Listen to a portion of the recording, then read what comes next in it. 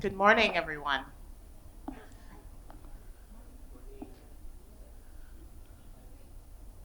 Okay. Well, I would like to um, kick off this panel discussion by uh, introducing myself for today's session, which is titled Sustainable Tourism as a Driver for Resilient Economies. I am Topaz Smith, Community Lead for Aviation, Travel, and Tourism at the World Economic Forum, and it's a pleasure to be here, and thank you for inviting me. So, today we will be talking about sustainable tourism, and I am waiting for my slides to come up. But I want to, take a look at some of the findings from the forum that can set the context when it comes to emerging global risks and the travel and tourism sector's readiness for them. So I'm clicking. Okay, there we go. Today we want to talk about the risk and development landscape of travel and tourism. And we'll start off with some findings from the Global Risk Report from the World Economic Forum. Data from the forum's 2023 Global Risk Perception Survey highlights the acceleration in severity. Clearly, you see to the right some indications here around the failure to climate change adaptation. It's a mix of environmental, economic, geopolitical, societal, and technological risk in the coming decade. As I said before, this is some of the findings from the Global Risk Perception Report. And it's from over 1,200 experts across academia, business, government, and the international community and civil society. And they were asked to rank 32 risks in terms of severity in the next 2 to 10 years. And so some of the key takeaways from here are 23 out of 32 risks looked at are expected to accelerate in severity. And that's everything from digital inequality to illicit economic activity, geopolitical risks, and the ineffectiveness of multilateral institutions and international cooperation. Moreover, 9 out of 10 risks ranked most severe in the next 10 years to the top right are expected to accelerate. As I said before, a lot of them tend to be around climate. So we definitely know we have some work to do around that. We know without a doubt the travel and tourism sector will be impacted. Clearly, we can see that from the pandemic, it was severely impacted, but I think that there's also a way for us to inform policy and change, and I believe that the travel and tourism sector plays a role in addressing some of those outcomes. The second slide I want to talk about is the Travel and Tourism Development Index. So here we have a benchmarking tool for travel and tourism enablers. And at the forum, in the Travel and Tourism Department in which I work, we published the Travel and Tourism Development Index, which takes a look at some of the sector's state of readiness for future challenges and opportunities. So the recent one was launched in 2021. We're currently working on the second edition, which will be launched in Davos in 2024. For this specific index that we're using, we have looked at 117 economies that account for 96% of the global travel and tourism GDP. And so this index benchmarks and measures the set of factors and policies that enable the sustainable and resilient development of the travel and tourism sector, and therefore the development of the overall country. It's helpful in terms of the business environment, the information, communication, and technology readiness for international openness, transportation, promotion of demand drivers like cultural and natural resources in the travel and tourism sector. And this framework is really intended to highlight the symbiotic relationship with travel and tourism and the overall socioeconomic development. Economies that scored higher in the travel and tourism index tended to have conditions that were more conducive to development and allowed the sector to be a more positive driver for the larger economy. Unfortunately, for those that did not, we are looking at some of the ways in which they can increase their opportunities for the sector's potential in countries. However, many of the pillars shown are directly related to resilience, and this is one of the key enablers for us to make sure that when we approach countries or when we work on the framework, we're looking at diverse ways in which countries are building their quality infrastructure. They're adopting to digital transformation and also looking at the business environments that support SMEs, small and medium-sized businesses, enterprises. So here are some of the findings that we have. These are some of the results from the TTDI. Among the great differentiators between index leaders and those that are not leading is the distribution and promotion of natural, cultural, and non-leisure assets, the availability of quality transportation, and tourist service infrastructure. The degree of international openness, as well as ICT, information, communication, and technology readiness, healthcare systems, and availability of skilled labor, which I think has become a really big topic for all of the hospitality and travel industry. Unsurprisingly, high-income countries and those in Europe and Asia Pacific tend to lead in overall TTDI results, indicating that they're better positioned to manage future risks and leverage the sector development. On the other hand, the growing trend towards more rural and nature-based tourism also offer an opportunity for less developed economies to harness the benefits of travel and tourism, since the travel and tourism development data highlights that the distribution of quality of natural resources are less tied to economic development. So there is opportunity to leverage some of these natural resources. This further underlines that the travel and tourism sector is well established in the role of emerging economies and the development. The travel and tourism investment can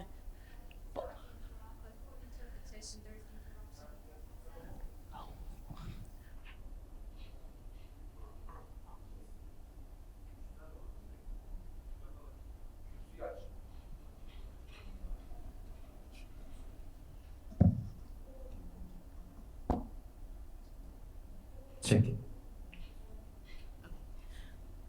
As I was saying, travel and tourism investment can bolster areas that, such as infrastructure, and encourage more policies that create more conducive business and labor conditions. And finally, on slide 4, we talk about some of the sustainability findings. The TTDI highlights the greater focus for sustainability, and specifically in regions as the Americas and Asia Pacific, we see that the environmental sustainability plans are a bit endangered. In both regions, over half of the Travel and Tourism Development Index ranked economies score above average for natural resources, but also only a minority score above average for environmental sustainability. So we see that there's a lack, and there needs to be continuous work on this front. TTDI results show that in 2020, over 75% of the global travel and tourism workforce was in economies with below average socioeconomic resilience and conditions, which includes metrics on social protection coverage, equal workforce opportunities, workers' rights, and gender equality. I know I'm at time, so although this is a lot of great data, I want to make sure that we have time for our panelists, and I would like to continue our discussion by introducing our panelists. So the first person that I would like to introduce for today's panel is Dr. Elif Balsi, who is the Vice General Manager for Turkey's Tourism Promotion and Development Agency. We have Jim Sano, Vice President of Travel and Tourism and Conservation at the not the World Economic Forum, the World Wildlife Travel, the World Wildlife Fund International. And we have Dr. Yasmin Barrow-Kurtman, Senior Environmental Specialist at the Global Environment Facility. Uh, we also have Kuniko Takasaki, Chief Communication Officer at JTB Corp, and Huey Hong Long, Assistant Chief Executive for Policy and Planning Group and Chief Sustainability Officer for Singapore Tourism Board. So I'd love for you to welcome the panelists with a round of applause. And we will begin presentations with Dr. Alif. Thank you. Good morning. I think I need the pointer. Okay, wonderful, thank you. I would like to welcome you again to Antalya, to our country. So I will need my slides to come. First of all, I would like to say that travel and tourism industry is an important economic pillar for Turkey, contributing 11% to the GDP and 9.2% to the total employment in 2019. And the tourism generated 2.6 million jobs in Turkey, boosting regional and rural development. And according to UNWTO figures, in 2022, Turkey is ranked as the third most visited country in the world, tourism and target to receive 90 million tourists by 2028. So to reach these ambitious goals, technology usage, digitalization, competitiveness, investment in human resources, investment in travel and tourism infrastructure becomes more important to sustain a more resilient economy. I don't know if some of you were at my session yesterday while we were talking about the Turkey National Sustainability Program. My presentation was from a different angle, and now I will be telling actually about the same steps, but with a different order and different mindset. So, as I mentioned yesterday, the ministry worked on, it was before the establishment of TGA, Turkey's new Tourism Development and Promotion Agency, worked on a new strategy document. And according to the new strategy document, the government aims to achieve a tourism sector that is competitive, sustainable, and inclusive. Turkey aims to improve tourism's environmental performance, enable the use of tourism as a tool for regional, for local development, and is committed to ensuring that all visitors have full accessibility to tourism products and services.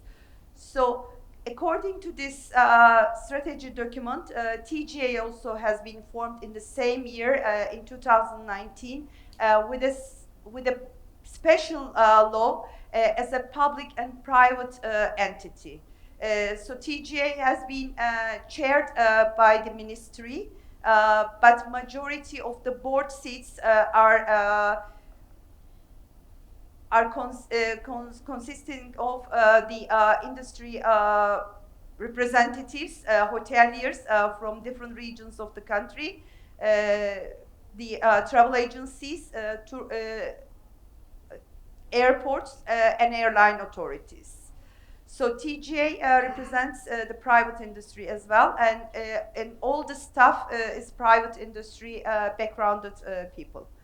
And when we came to 2020, we faced with the pandemic, and we were in position to create a brand, a trust brand, like all the other destinations were trying to make sure that Turkey is safe to travel.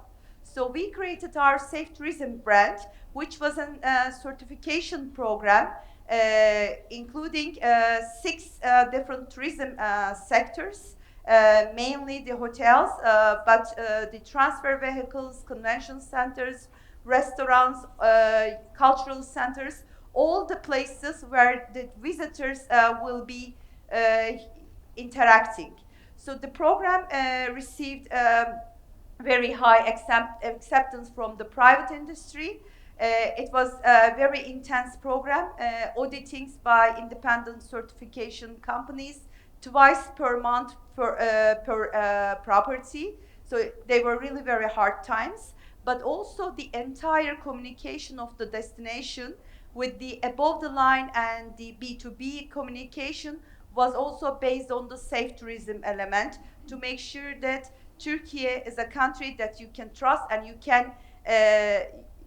can travel without risk of becoming COVID. So it was really very successful, and Turkey was one of the countries having the highest numbers for still welcoming international visitors during the pandemic. And since 2019, we have been also working closely with World Economic Forum, believing in that TTDI index by that time, which was the name TTCI index. It was competitiveness.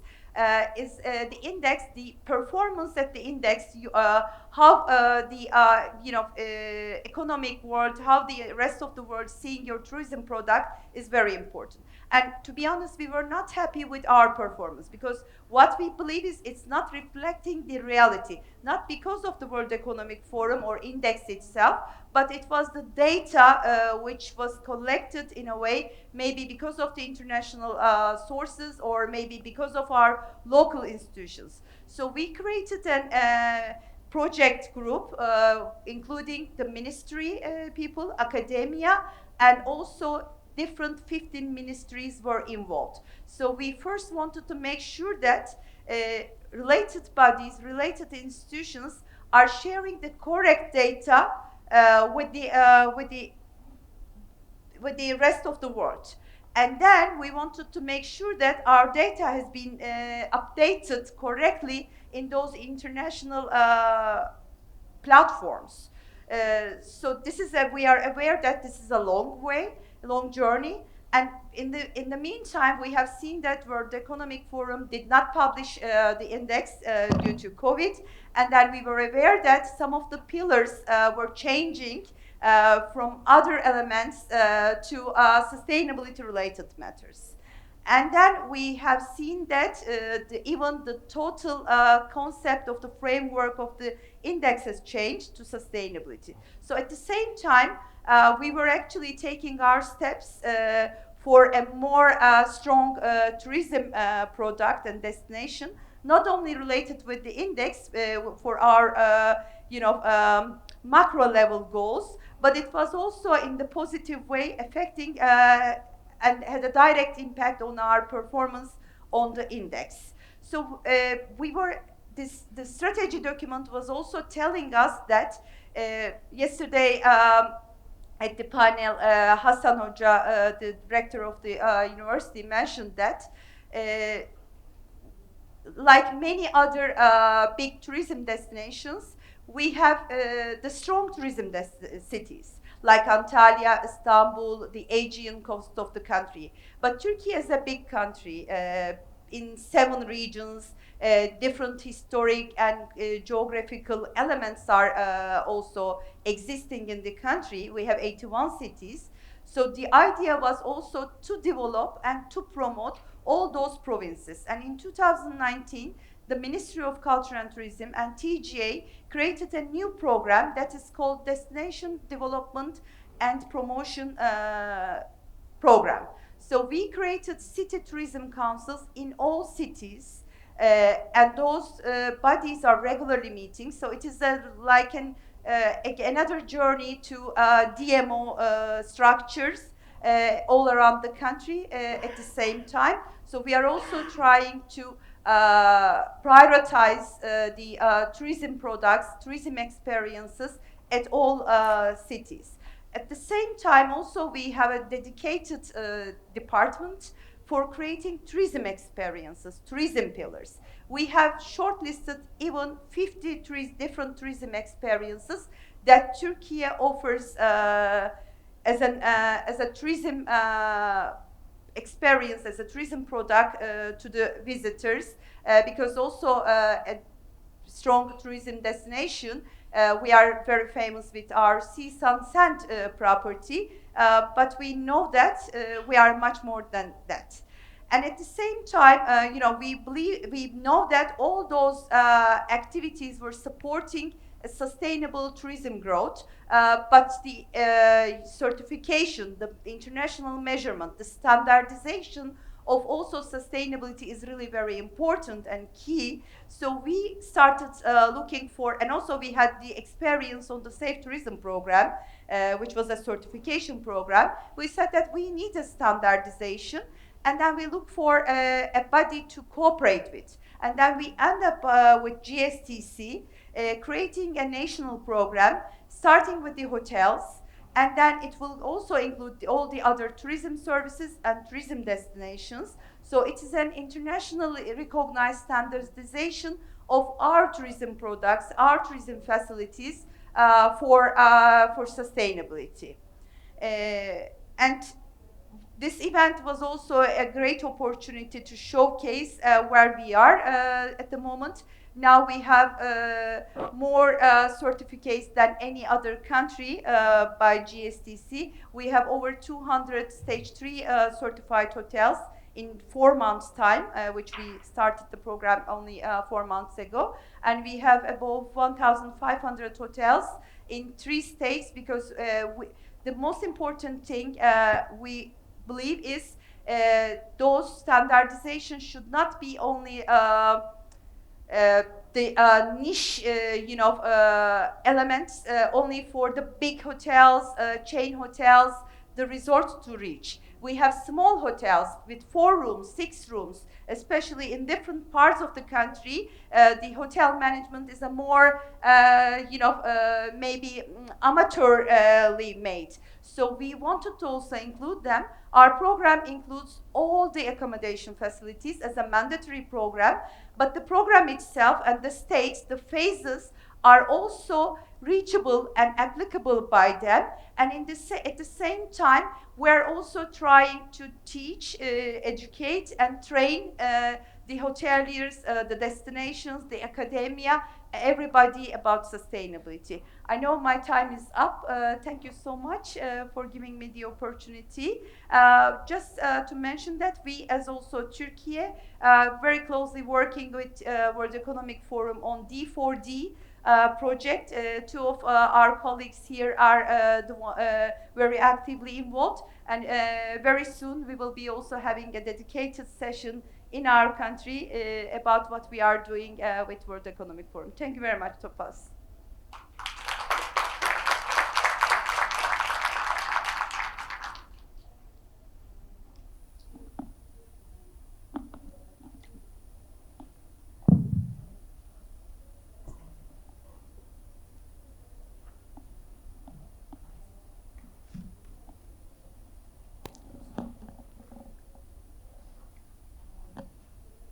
Good morning, everyone. I'm Hui Hong. I'm from the Singapore Tourism Board. Thank you. First of all, let me thank WEF, TGA, and GSTC for giving us this opportunity to speak here. So let me just start by giving a quick introduction about Singapore and our very unique context. Well, Singapore is a very, very small country. We are an island. We are situated in Southeast Asia, and our population size is just slightly over 5 million people. And our land size is just slightly over 700 square kilometers. And just in case you're wondering, Turkey is about 1,000 times of that the size of Singapore. Well, that means that we have very limited resources, very limited land, water, and we also do not have the kind of climate conditions for us to even install very large-scale renewable energy. So as you can see, it is very challenging for us to meet the climate change or to address the climate change problem. But however, although we are a very, very small country, we will take whatever that is necessary. We will take bold steps, and we definitely will harness this opportunity to drive economic and growth.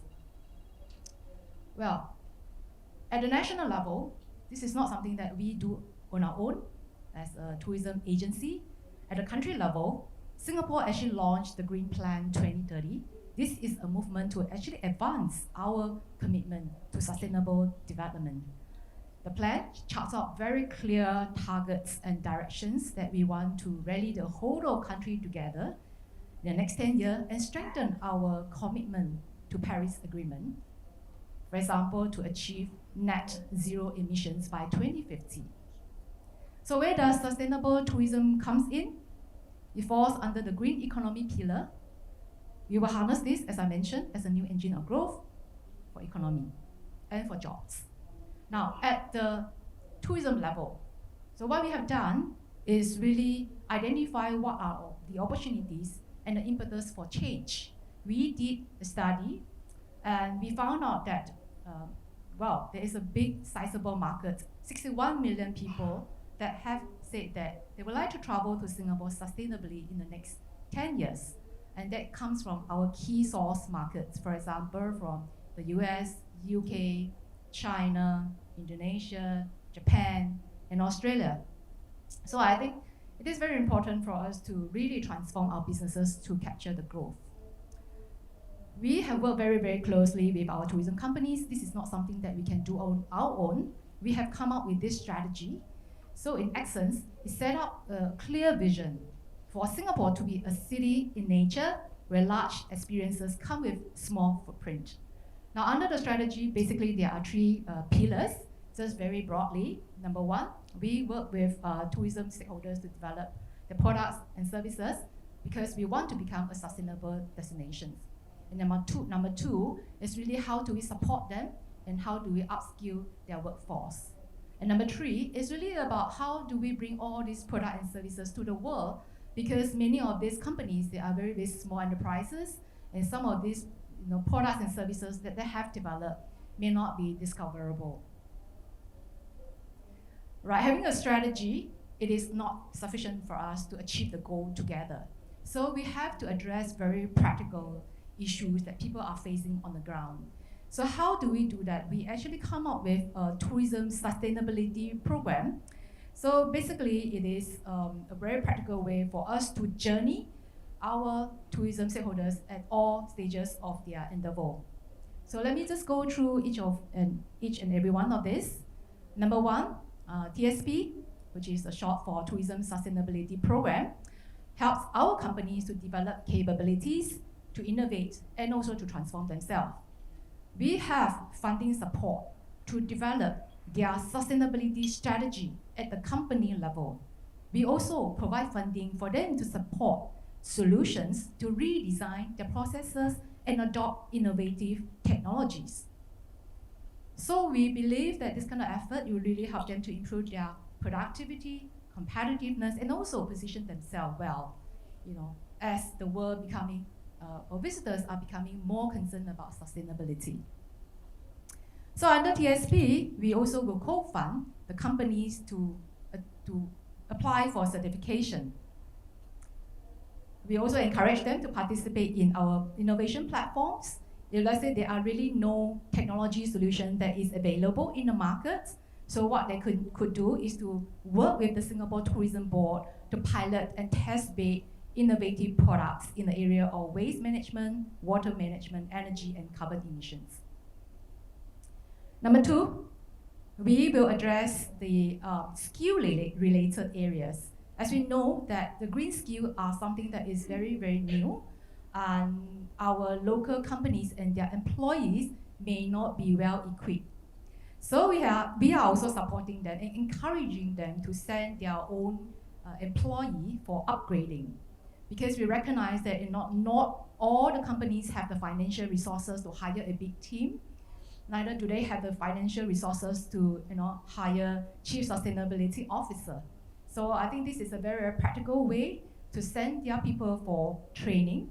So some of the new skills that we are looking at is like, for example, carbon footprint management, green procurement and supply chain management, and also green marketing and communication. And third, TSP, we encourage our tourism companies to develop sustainability products and experience, and also how do we equip them to do that? It's actually through education and awareness. So we do provide best practices. We also work with our associations, for example, the Singapore Hotel Associations, to come up with clear roadmap for their particular industries. So through this roadmap, we also set up for very clear targets as well, and also tangible approach to achieve the processes, transformation, and also attainment of the certifications. And we are also will be working on more tools and guides to help our tourism companies.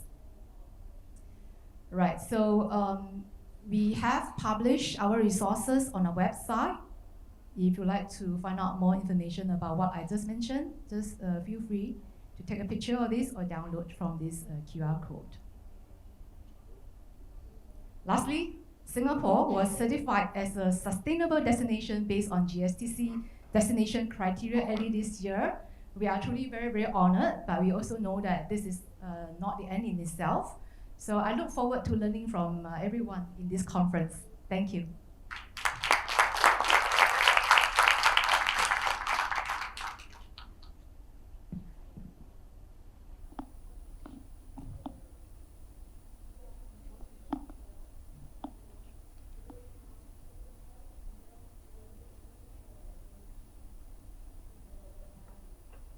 Good morning, everyone.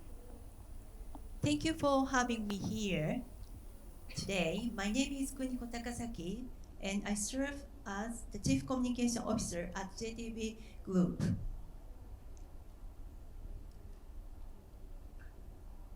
I'd like to start the brief introduction of our company and its mission. JTB, as a travel agency, was founded in 1912. Our mission is to bring people, places, and possibilities together. For over a century, this mission has been at the heart of our work, and today it is more relevant than ever. What sets JTB apart from other travel companies is our extensive presence in the community.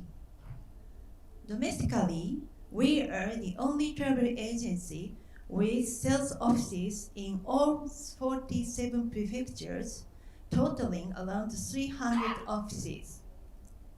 This allows us to have a deep understanding of local culture, customs, and attractions throughout the country.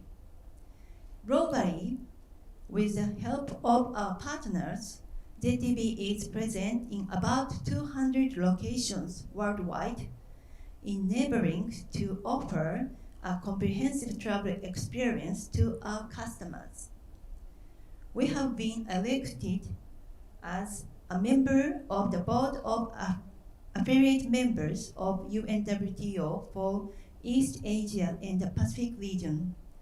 We are also a vice chair level member of WTTC, and I am proud to serve on the board of directors of GSTC.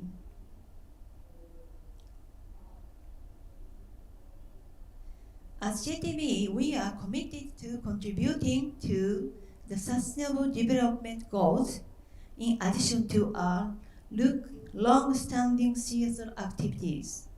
We have recognized the three key materiality as enriching the human experience, nurturing our surroundings, and engaged partnering.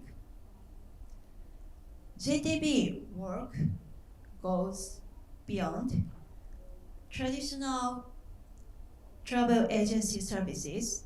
We actively contribute to communities across Japan, finding innovative solutions to local challenges. A recent example involves the establishment of an online platform connecting ticket facilities in vendors in Oguni town, which helped address over-tourism and reduce greenhouse gas emissions. Consequently, Oguni town was selected as one of the world's top 100 green destinations in 2022. JTB also invested in buyfood.com, a food platform startup that enhance the Japanese food experience for foreign visitors, which won the UNWTO Global Gastronomy Startup Competition. That we will develop unique solutions and propose them to local government and DMOs and offer a one-stop system for attracting visitors.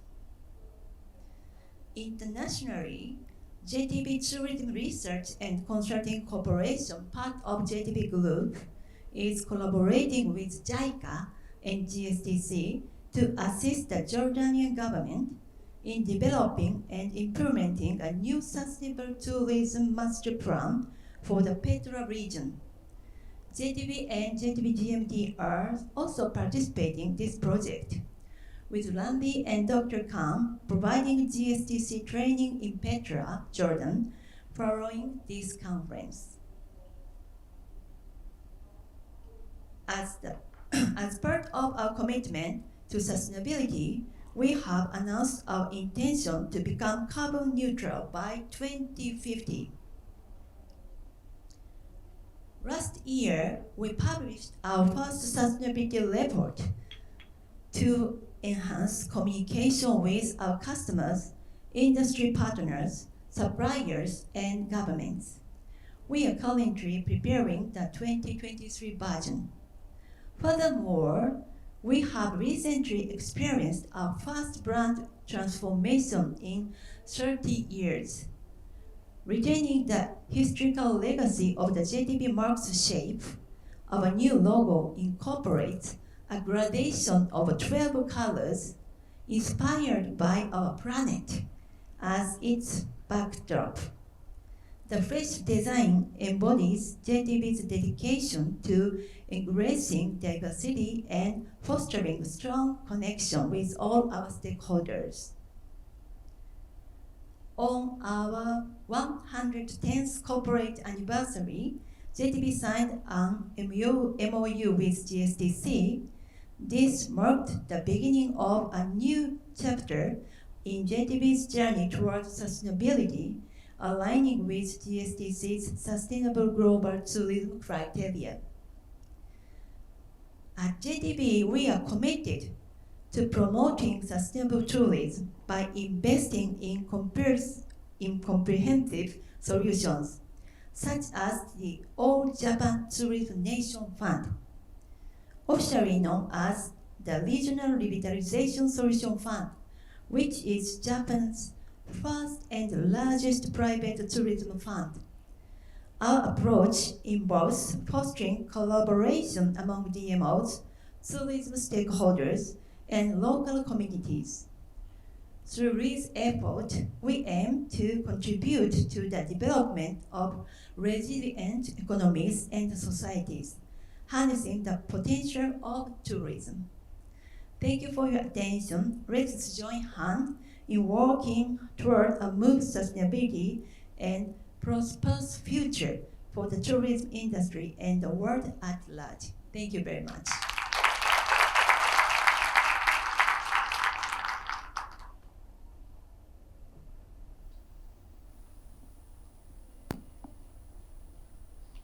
Good morning, everyone. I actually wanted to first thank the ministry for your hospitality and those in the entire travel industry. From when I first arrived at the airport to the receptions team and the food and beverage team, they couldn't be more kind and welcoming to our group.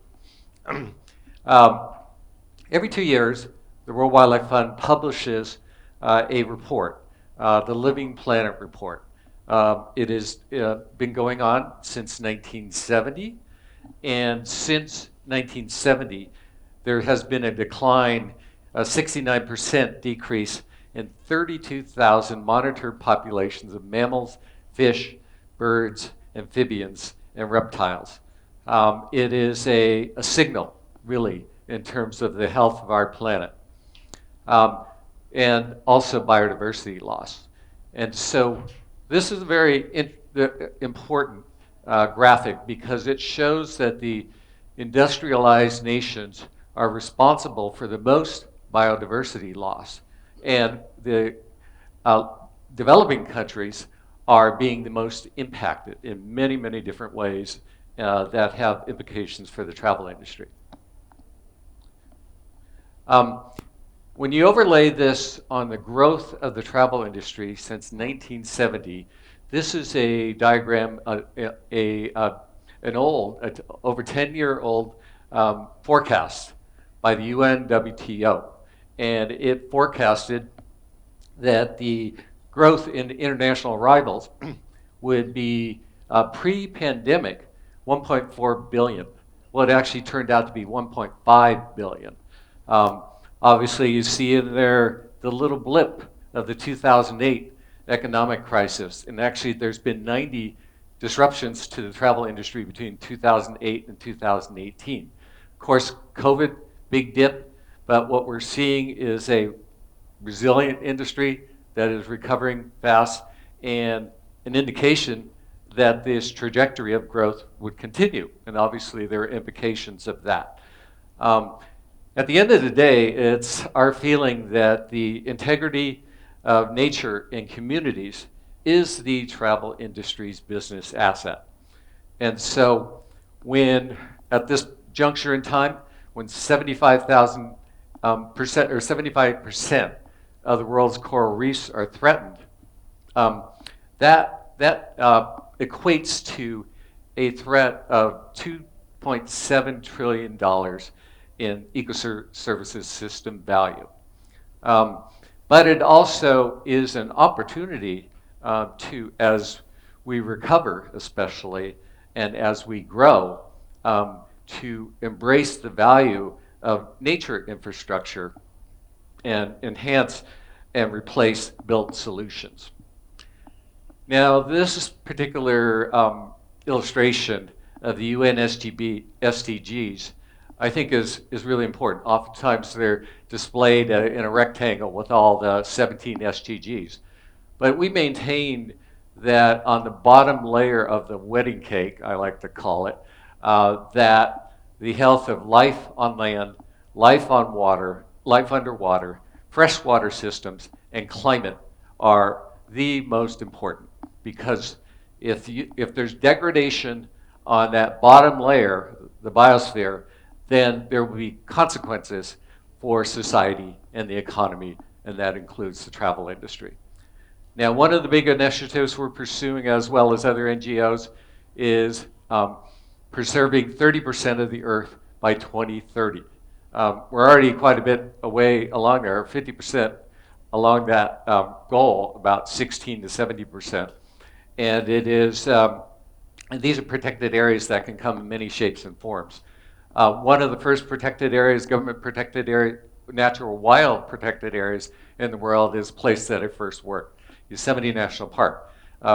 This is a breakout of the economic benefits of the park and also the surrounding gateway communities. And you'll see this is in 2021 as we're emerging from the pandemic. It's over $500 million.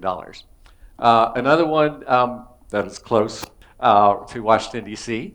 is the Blue Ridge Parkway. It's a roadway with protected areas alongside of it. And the total economic output value is 1.7 million in 2021.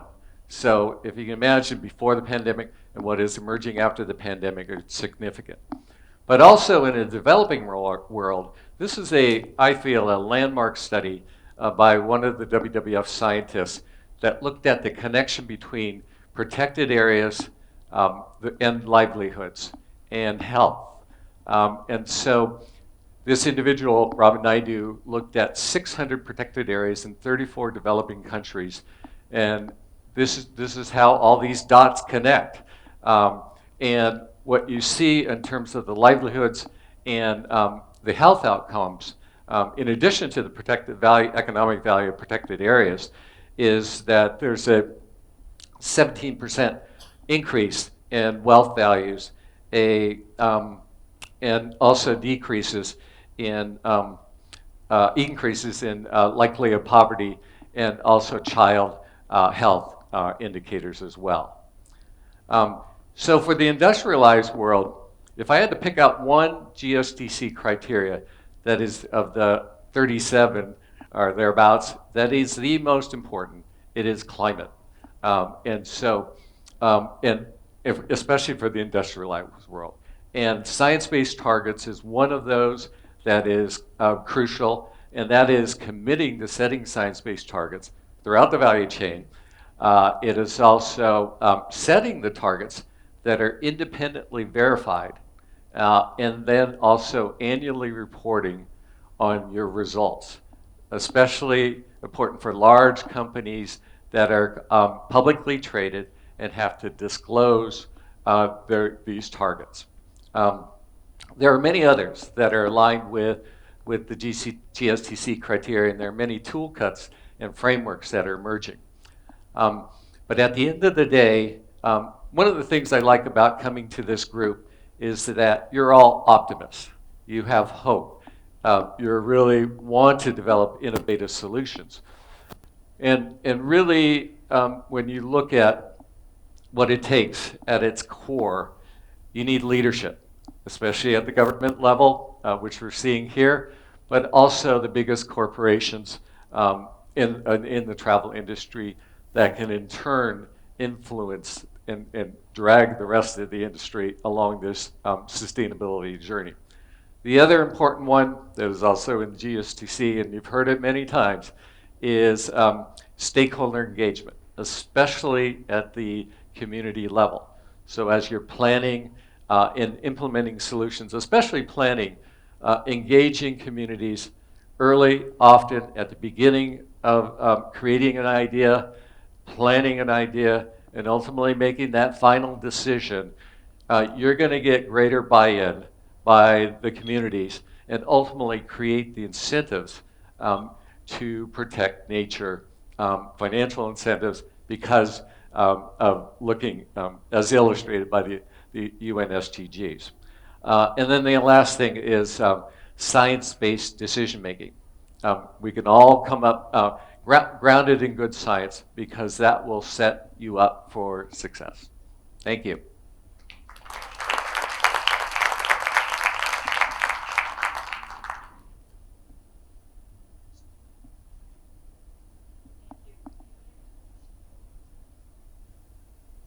Hello, can you hear me? Okay, perfect. Well, thank you so much. It's a pleasure to be here as part of this panel and to follow after Mr. Sano here from WWF, because WWF is an agency of the Global Environment Facility where I work. And so I'm just going to follow on to what you said. So the topic of this panel is sustainable tourism as a driver for resilient economies and societies. And I couldn't agree more.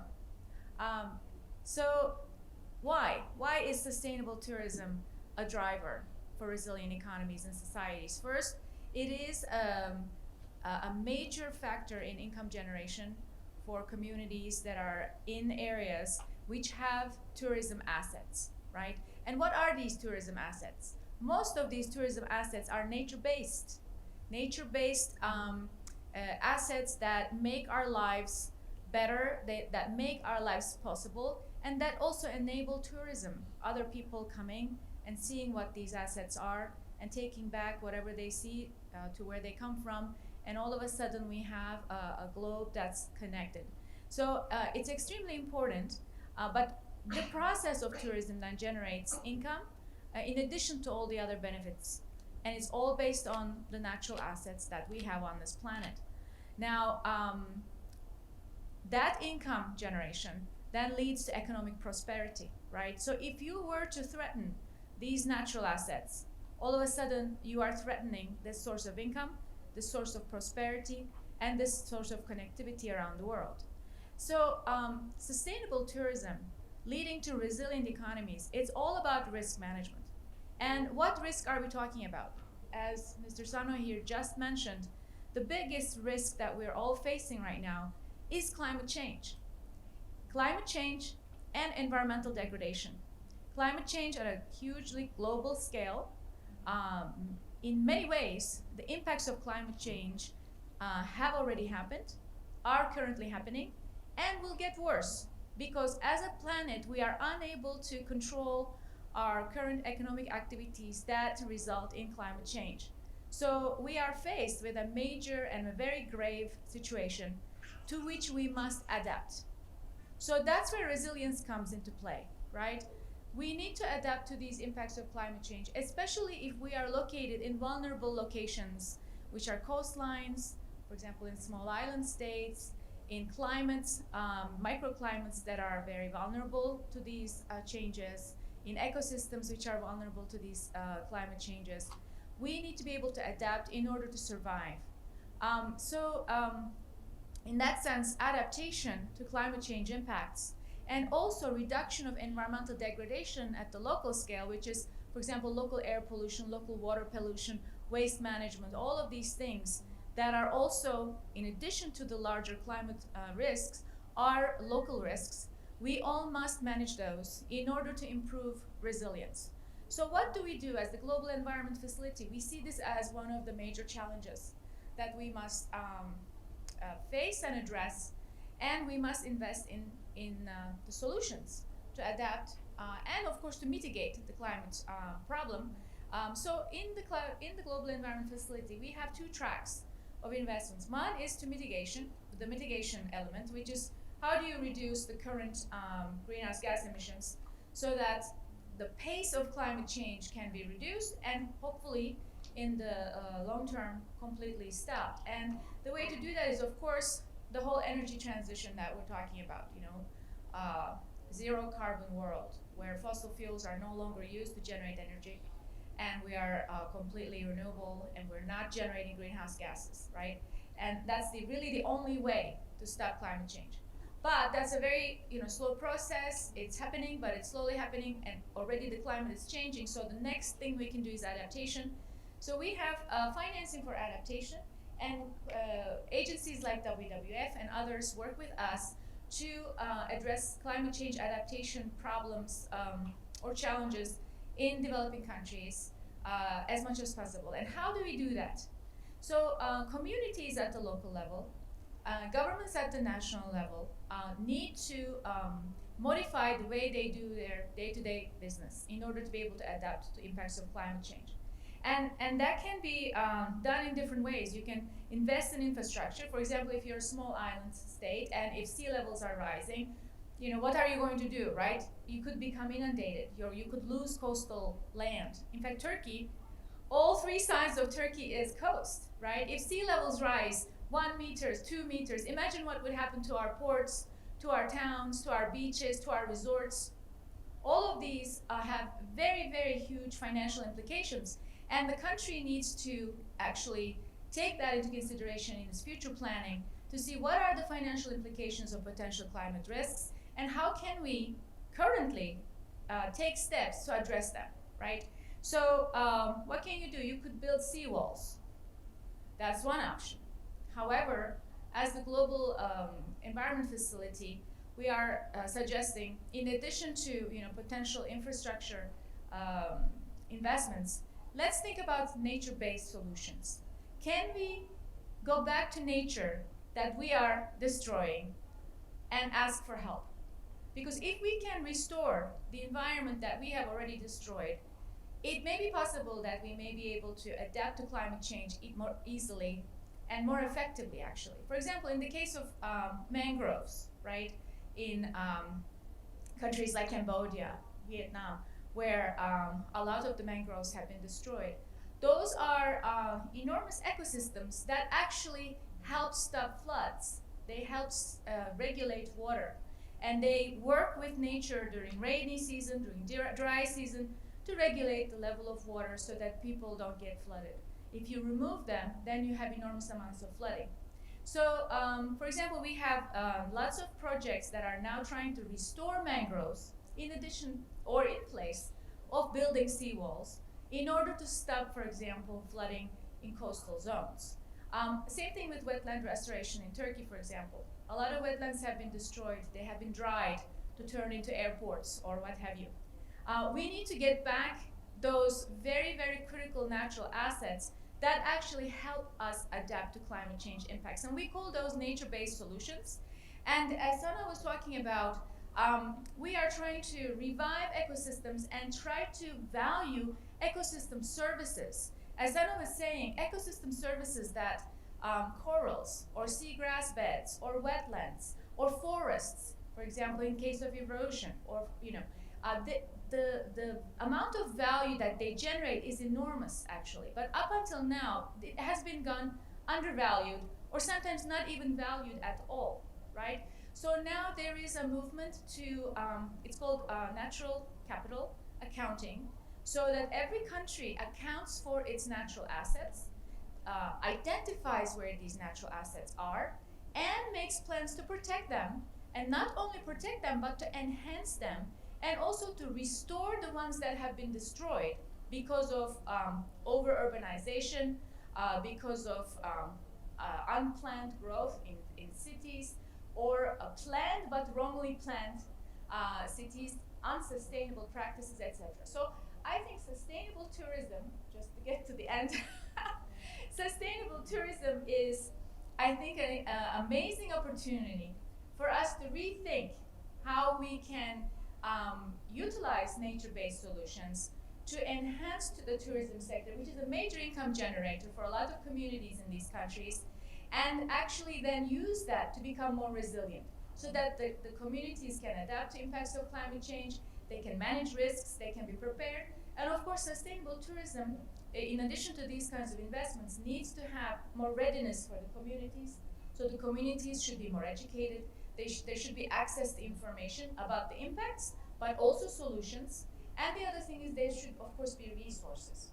So I think governments, when they're doing their planning, which Turkey's taken a great step ahead in this area, I think, kind of look into the future, plan ahead, and put the resources in the right places so that you get the right results and the sustainable results. Thank you.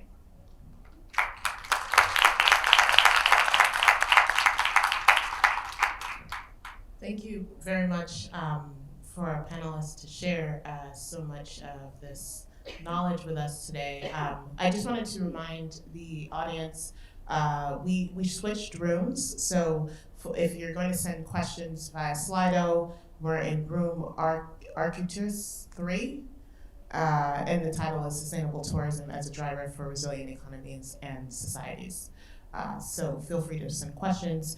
I'm going to start off with some planned questions, however. I know that we touched on some of this, but I wanted to open it up to our panelists to answer one question specifically around the greatest risks facing the travel and tourism sector in the next 10 years. I know that Dr. Yasmin covered quite a bit but specifically for different countries, it might vary. So I wanted to hear your thoughts. So I'll open it up to anyone who has something to say. Feel free. Hello. Sorry. Right. Well, Singapore is a very, very small country, so I mentioned the risks in the context of Singapore. So I would say the risks that are presenting to us in the next 10 years, I would classify them in 3 categories. Number 1 is really the global environment that we are operating in. And number 2 is really at the destination level. And number 3 is at the company's level. So at the macroeconomic level, for Singapore, we are very, very small, and we are very susceptible to the economic conditions and also inflation rate, and hopefully not another pandemic in the next 10 years. So I think that definitely will impact, the visitor arrival to Singapore.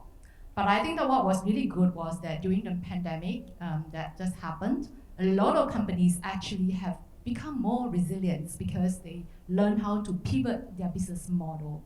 So I think that's really one category of risk. And the second category, as I mentioned, is at the destination level. So as a destination, it is very, very competitive, right? Every destination are also refreshing themselves. And I think what is different is that in the past, when we do destination development, we take into consideration constraints like land, right, and people. But I think now we have a new constraint, which is carbon, right? So that is something that we really need to know how to manage it. And number three, at the company level, I think for us the greatest risk is that it is very, very hard. Hello? Yeah. It is very hard to get workers to want to work in the tourism, travel and tourism industries. It doesn't help that pandemic actually created the perception that this job is actually not very secure, and many parents probably would not approve of their children going into this industry. So we had to work very, very hard to change the perceptions of the job. They do produce good jobs. And the other area related to this is, I mentioned, that is about the skill sets, right? Are they well equipped to do the future, right? To do the future of the job of the future. So I mentioned about some green skills, jobs. These are the areas that we feel that will be facing Singapore, and these are the areas that we'll be focusing on in the next few years to support our tourism companies. Thank you.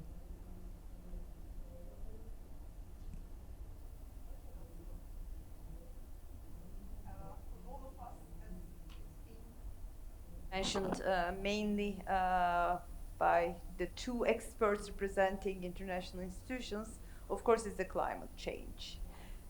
But also for tourism destinations like Turkey, being the one of the most visited countries during the pandemic, we have seen the also impact of any global scale crisis has the direct impact not only the economic pillars, but also the non-economic and intangible effects on social and cultural and other dynamics of the country, which very also strategically stands on the tourism activity. So the market diversity, the competitiveness, and digitalization are also the other key components in addition to environmental concerns and sustainability. Actually, we see the sustainability as a full package. It includes the environment, but also all the social, economic, social, cultural components are in it. And also, as I mentioned during my presentation, that as a big country, still we stand on a very limited number of destinations as being the most popular tourism destinations. But we do still have the capacity. In many countries, the over-tourism has been discussed. We are hosting over 50 million visitors, but we know that when we look at the capacity number of destinations, we are not there yet to get worried about over-tourism as Turkey. But we need to separate the tourism, distribute it to other regions and other destinations.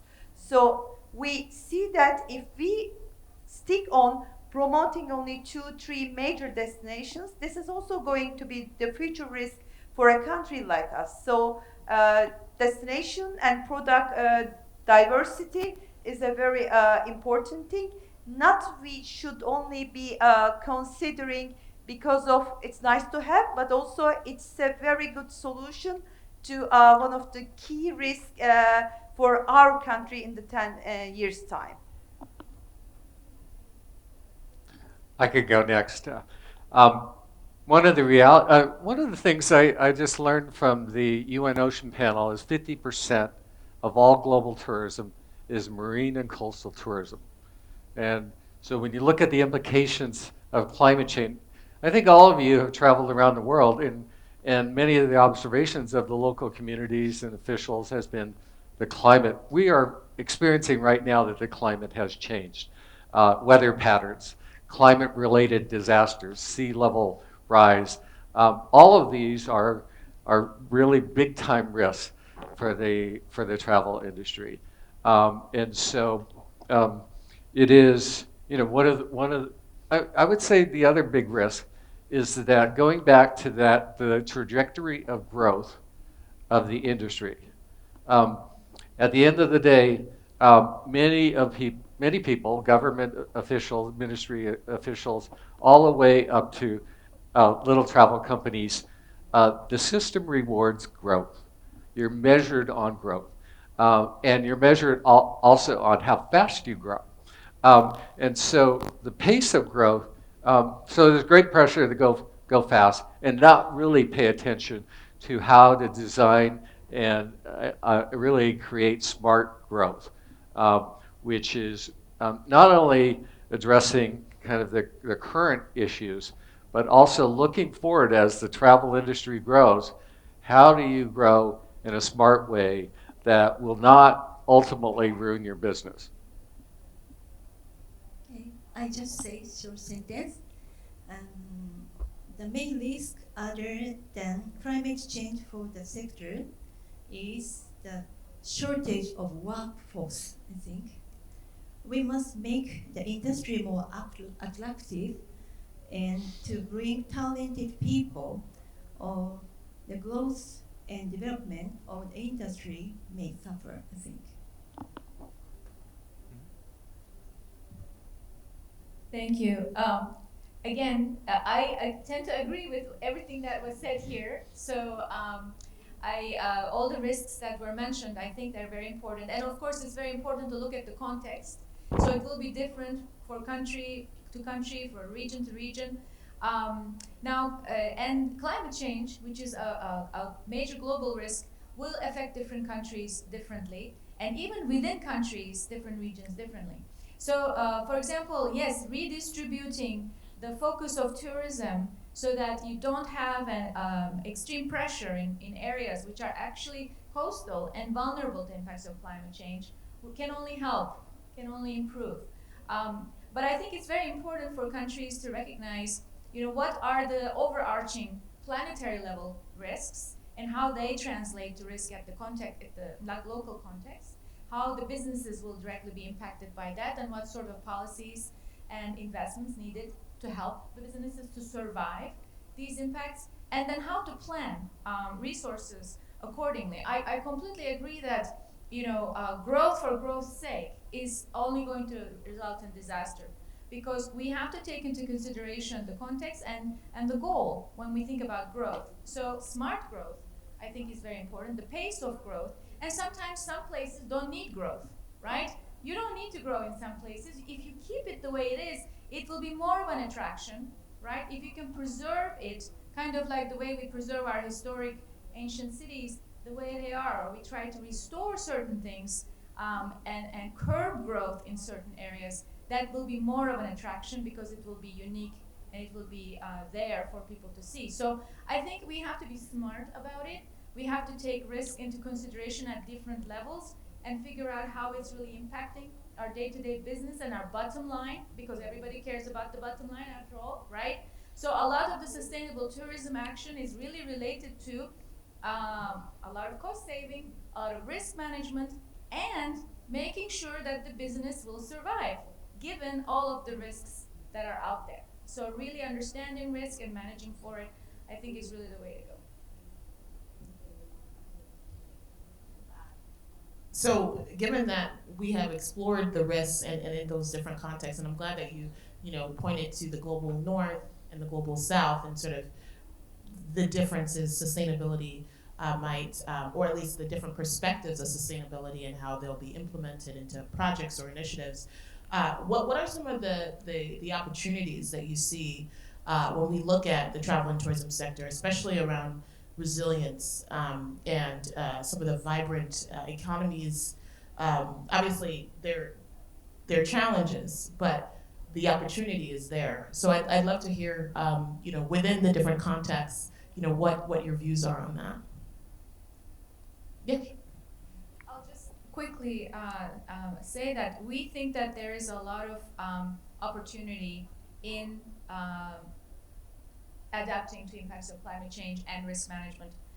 It's just the same as renewable energy versus fossil fuels, right? Switching from fossil fuels, conventional energy, to renewable and zero carbon energy is a business opportunity. It's another way of generating income. It's another way of transitioning, and of course, all of the suppliers, all of the businesses around that end up winning. But it is a transition, so it takes up a transitional period and, of course, investment costs to get to there. but it is an opportunity. And I think private companies are very much seeing that. I think it's the same with adaptation to climate change impacts or addressing other risks. For example, we are currently setting up a private investment fund for nature-based coastal climate resilience in least developed countries, together with UNIDO, United Nations Industrial Development Program. And the idea is that if we can assist private companies to invest in solutions that will create resilience in these countries, it will only benefit the private sector, but also the populations in these developing countries, and create sustainable solutions that are resilient to impacts of climate change. So, for example, those kinds of facilities and funds will be generating more income opportunities. And an example I want to give is like in Cambodia, the government itself, working with private sector, has created a fund. It's called Strategic Program for Climate Resilience. Again, giving loans to companies who want to adapt to the changing climate in their own businesses, and taking out these small loans, and so that they can be more resilient, right? And that generates income opportunity for companies that actually help other companies transition. So all of this is economic activity, and there's opportunity there. Actually, one of the opportunities we are experiencing in this hotel, and that is food waste. 40% of the world's food is wasted. That results in deforestation and all kinds of other issues. And there are win-win tools that are available today. There are food waste toolkits that can help people in the companies in the hospitality sector at all different levels of positions. And so the reason why it's win-win is because it is helping to address habitat loss and waste and benefiting communities, particularly the underserved. But it also, if you're not using as much food in this hotel, then you're saving money. So this is these are the kind of solutions, they're innovative solutions that are available right now for the travel industry to be part of the positive acceleration of restoring and looking at the future versus being one of the big contributors to such things as loss of biodiversity and climate change. Actually, it's my favorite question because, as you said, the destinations like to look at the matter from the positive perspective. So I like really talking about the opportunities. When we are talking about our national program, we say that it's the transformation of the industry and destinations. So the transformation in our plan, in our roadmap, will start with the hotels. So they will actually enhance the local culture, the local production, local arts. By doing that, their interaction with the local community, with the destinations, will increase. So actually, when I talk about sustainability, I say that we are trying to, of course, develop what we are doing at the environmental side. And we are trying to, of course, stop what we are doing wrong. But we are proud to say that also we are naturally sustainable, organically sustainable destination. In our roots, in the Anatolian culture, the food waste, reusing the ingredients. There are hundreds of recipes in Turkish cuisine that you need the leftovers to be able to do the next dish. It's what the mothers have been doing in their homes for centuries. There are so many ways to use the empty boxes. We have pictures, the culture. In the past, there were the big butter cans, and they all have been used as the flour boxes afterwards. And in all houses, we had it. So we are thinking that this transformation will help also to discover what we have been doing in the past, what is in our DNA. And when it comes to the destination development point of view, I mentioned that we have this destination city council mechanism. And every 2 months, I and my team, we are meeting with the city mayors, governors, all the hoteliers and everybody. And the destinations where they don't have the tourism infrastructure, they're asking for that to us. I mean, I'm saying that in our role, responsibility as TGA, we're not at the infrastructure side of it. But we say that now it's your turn. You don't have the infrastructure, but the tourism is shifting. There are many other ways to welcome visitors. This, the small pensions, welcoming people to your homes, camping, caravanning, and all those things. So what was the disadvantage for you in the past is now it is an advantage for some travelers because they are looking for places where there's no restaurant, where there's no hotel. So you have the opportunity to welcome those people. So it is really the shift in the mindset. And what was a disadvantage in the past is now an advantage for many destinations. So we see it as a big opportunity as the country. We have both.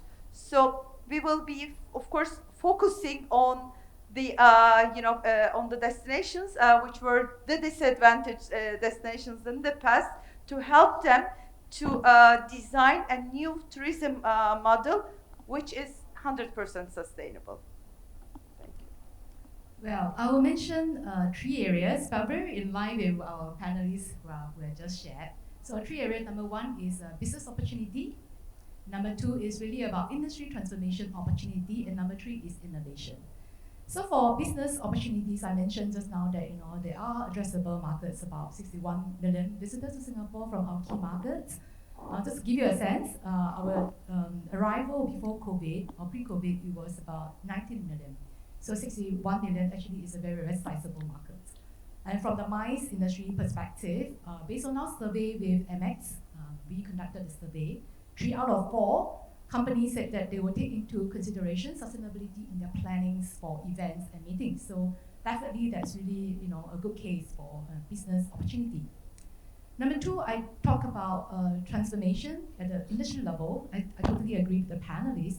So what we have done in Singapore is that, we want to encourage companies to take bolder actions, right?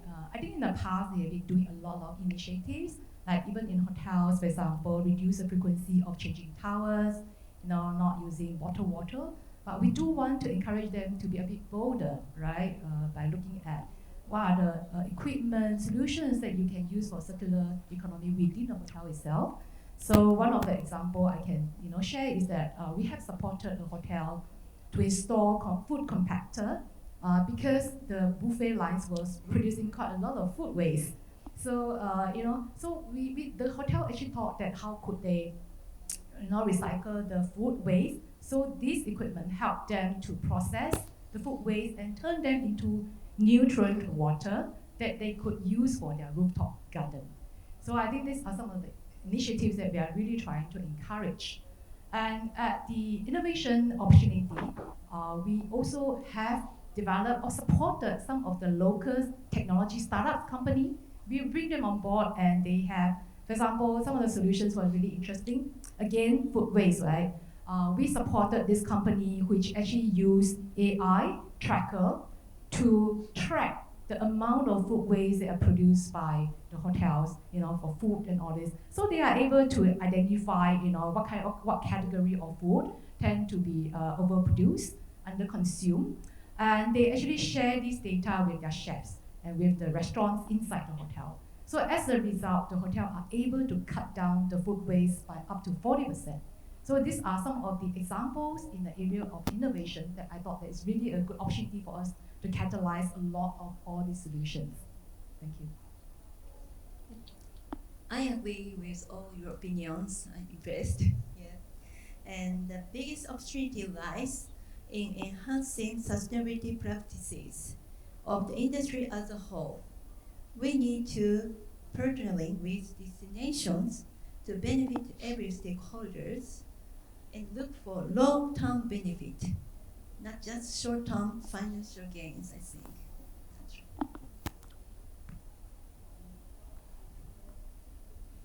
Thank you for sharing. I think you touched on a lot of important areas of opportunities, and in order to get there, there's some gaps, right? And a lot of it is, how do we really allow for or think through the public sector and the private sector working together in partnership to move forward. So if you can, please share, what are some obstacles that you've seen, or gaps that you've discovered in your work, and sort of what are the next steps that really need to be taken in order for us to move forward in this resilient and sustainable tourism industry that we're all looking forward to being a part of. Thank you. That's a very important question, actually. There are a number of challenges that we see, at least from our side, when we look at all the countries that we work on, not just in tourism, but I will kind of try to point out the one that also definitely I think affects tourism is that the silo way of thinking, which is, there's the Ministry of, let's say in a country, Ministry of Agriculture, Ministry of Forestry, Ministry of Tourism, Art and Culture, and Transportation. I mean, they're all separated and they don't really talk to each other, right? There is no coherence in terms of the different policies that are being implemented by the different sectors. And also the private sector gets affected by that because of the rules, regulations, all the different things that they must follow. Each ministry is doing their own thing. But for example, something like tourism, all of these sectors actually touch tourism, right?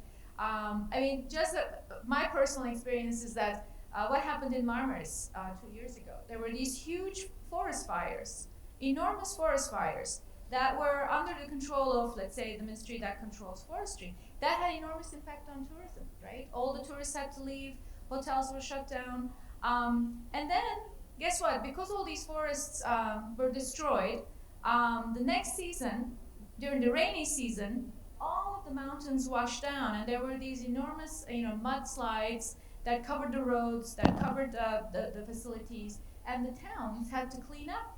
So the local people, as well as the tourism establishments, were completely impacted by that. And those forest fires are partly climate change. They have been worsened because of climate change impacts, but also partly other local reasons. However, they're under the management of a different ministry. So there are many factors, just an example, but there are many factors that impact tourism, and all the different parts of the puzzle need to come together to make sure sustainability really happens. And so I think at the country level, there needs to be more political coherence, and that's what we are trying to encourage our countries to do, and we're trying to create capacity in the countries to do that. And that also, one part of that is really information and knowledge and training, so that people are aware in different parts of the puzzle what's happening in the other side, so to break the silo way of thinking. And that will, I think, spill over to the private sector partners in the different sectors. If I had to identify one, it would be destination management planning and infrastructure planning. And that planning process, which touches on many of the things that we all have talked about, how policies are created, how regulations are created in terms of, and does the planning process even require an environmental assessment, environmental and social assessment? Again, as I mentioned, stakeholder or community engagement. And then ultimately, what is the decision-making process? Because oftentimes that's kind of a black box. Again, if there's lack of transparency in terms of environmental and social impacts, then you're not making an informed decision. You're not making a decision that everybody you stack the deck that more and more people will accept. At the end of the day, a lot of tourism development is a compromise amongst the stakeholders. Nobody's gonna get everything that they want. But if the process is done well, then you will stack the deck. That there will be greater buy-in, and increase the likelihood that your goals will be achieved. Thank you. Oh. Within the scope of D4D study, we have also done a survey among the regions that has been identified. And there were 5 main obstacles that we have seen. Not understanding the sustainability that requires collaboration, because it's not an one entity achievement. Local or regional public policies not supporting sustainability, insufficient involvement of employees and supply chain within the sustainability efforts, and lack of awareness of sustainability in tourism sector, and seasonality. I think those are some of the major obstacles that many destinations or many institutions are facing. So we have also identified as the top 5 obstacles those items. But again, I will look from the positive angle, together with the program that we have created with all the trainings, all the research, the studies, and the criteria. We are trying to overcome all those obstacles by communicating, by collaborating, by convincing, so that all the related relevant institutions, authorities, people can take their can play their roles, because we are well aware that a single hotel doing whatever they are doing in the perfect way, in the sustainable way, is not enough. I mean, the resort hotels in Antalya region, they have been practicing green efforts, sustainability efforts, certification for so many years. Turkey, the ministry created the Green Star program in 2008 as an initial step of a sustainability program. But they were not enough because they were not inclusive enough. So the major obstacle is it's a community thing, and it's a global thing. We need to get united. So we see that also we didn't create a program that is close. We wanted to collaborate with an international platform. We wanted to very actively join in those platforms. So it's a great opportunity for all of us. GSTC is now kind of gathering us twice a year, that we have the opportunity to discuss, to share. So I totally agree that we need to share our findings, we need to share our challenges, and we need to create a global understanding of an certification, because the greenwashing is also the other challenge. What we tell, what people do understand. I mean, we had the same, things with the COVID also measurements, with the safe tourism applications that we have done.